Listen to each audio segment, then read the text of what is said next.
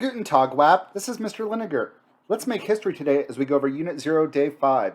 Today we're going to go over the spread and beginning of Islam as it starts in the Middle East and spreads through Middle East, parts of Western Europe, and Asia. So let's get started with our daily punishment. A crazy wife says to her husband that moose are falling from the sky. The husband says, "It's reindeer." Get it, reindeer? All right, so let's get started. Your key terms for today are Bedouin, Muhammad Amni Abdullah, the five pillars of Islam, the Quran, the Hadith, Jizya, Sunni, Shia, the Hijra, Ummah, Abu Bakr, the Caliph, Rashidun, the Kaaba, and the Umayyads. We're going to go over Middle Eastern societies before 1200 CE and talk about the major ideologies, beliefs in the Middle East. So let's get started with the Middle East and get a little bit of background information. Arabia, which is like modern day Saudi Arabia, was made up of nomads. The major group of the nomads were called the Bedouin.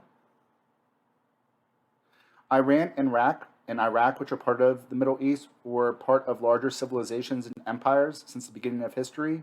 We had Mesopotamia, ancient Persia. Most people before Islam were polytheistic. They traded on the Silk Road, Mediterranean Sea, Trans-Saharan trade route. The major Islamic civilization before 1200 was the Umayyad dynasty. It was decentralized, so its government did not have a lot of power. It created its capital in Damascus. It used Arabs to govern its empire. It was Sunni Islam, and it will be overthrown. It will be overthrown in 1031 by the Abbasid dynasty. Islam throughout this time is going to spread through many parts of the world. It's going to be the first trans-regional religion, universalist religion. It's going to spread through the Middle East, North Africa, Spain, parts of Western Europe like Italy, Sicily, South Asia, Southeast Asia, and Central Asia. So let's talk about pre-Islamic Arabia. The Arabian Peninsula is in the Middle East.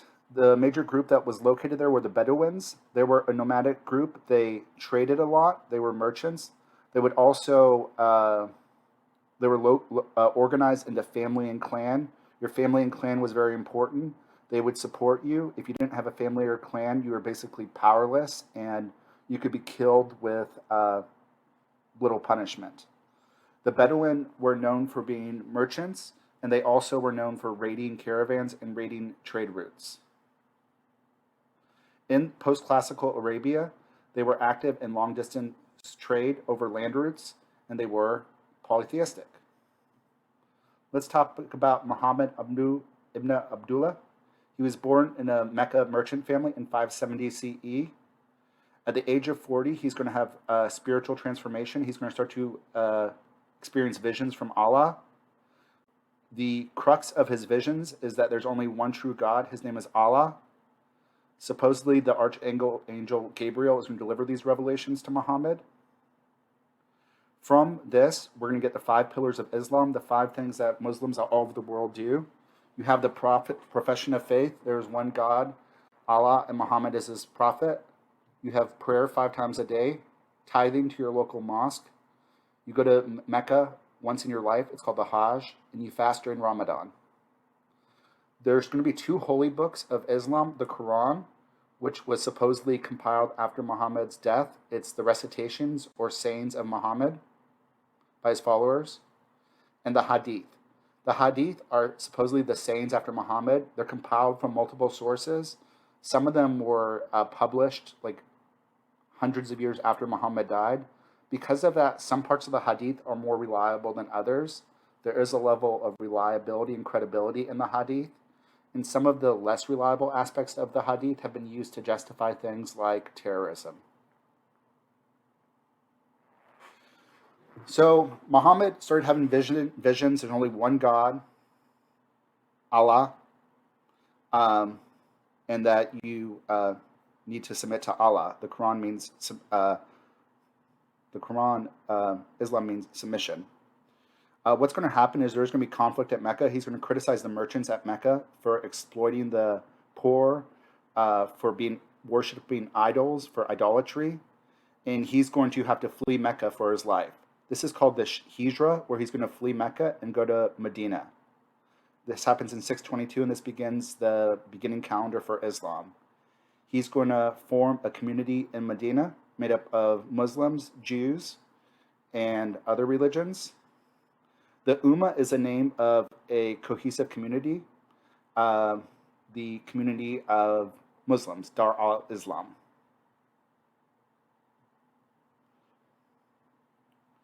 Muslims will make Christians pay jizya and to practice their religion. They'll do that for other people of the book as well, for Jews and Manichaeist and Zoroastrians. Jizya is a tax to practice your religion. This actually was very tolerant at the time. Christians would just kill non-Christians. The Caliph is the religious leader of Islam. Muhammad is going to... So Muhammad and the Muslims will allow Christians and Jews and Zoroastrians and Manichaeans to practice their religion if they pay taxes. After Muhammad dies, the new religious leader will become something called the Caliph. The Caliph is the chief judge, religious leader, military commander of Islam.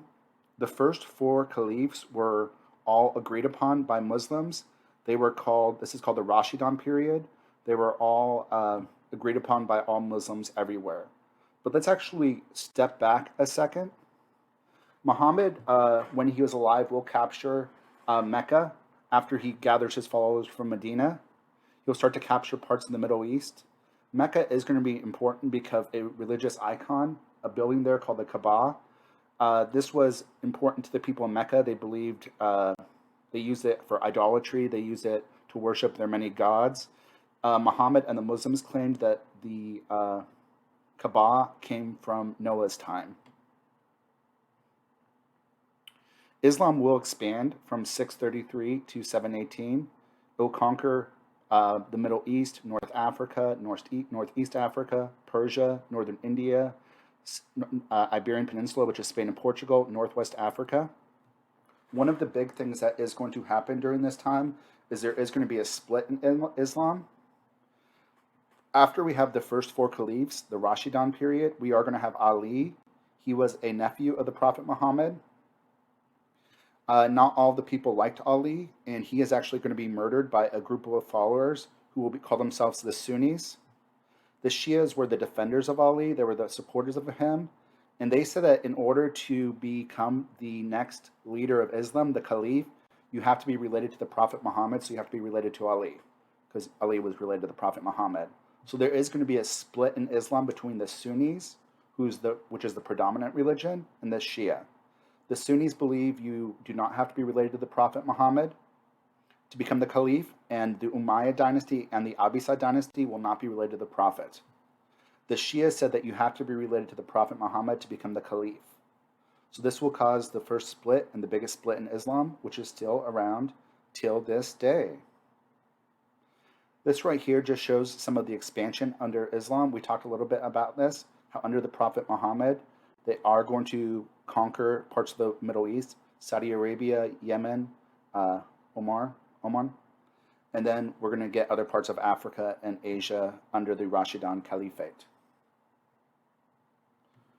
All right, guys, that's all I have for you for today. Deuces. Deuces.